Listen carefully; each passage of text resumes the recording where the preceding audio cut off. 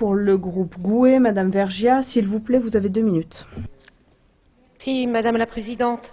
Je voudrais d'abord remercier Monsieur Michel pour sa volonté et sa capacité à tenter de fédérer l'ensemble de nos points de vue. Je dirais même concilier l'inconciliable, comme je lui ai déjà dit.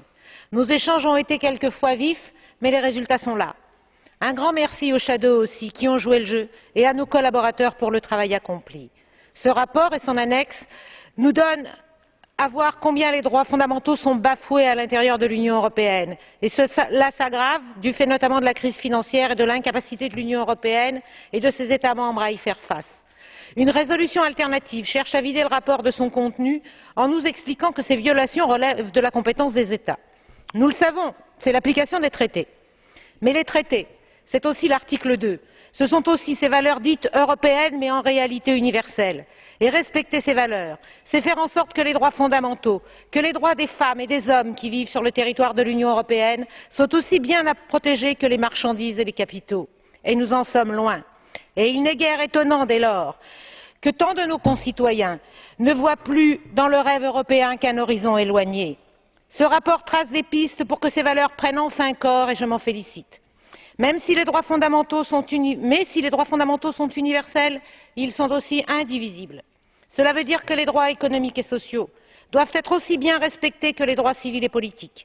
Le rapport est un peu faible dans l'équilibre en ce domaine, c'est pourquoi j'ai présenté quelques amendements en ce sens et j'espère que certains seront adoptés. Je vais donner un seul chiffre pour appuyer mon point de vue. De 2008 à 2012, le pourcentage des personnes vivant en deçà du seuil de pauvreté est passé de 18 à 25%. Sans parler de l'aggravation du chômage et particulièrement de celui des jeunes, notamment dans les pays du sud de l'Europe.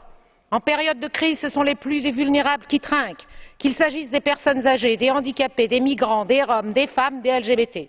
Tout ce que veut faire disparaître la résolution alternative. À force d'écouter certaines sirènes, j'ai fini Madame la Présidente, certains oublient les valeurs dont ils se gargarisent, pourtant à l'étranger, c'est une question de cohérence. Danke vielmals, Frau Kollegin. Merci beaucoup, chers collègues. Monsieur Salavrakos.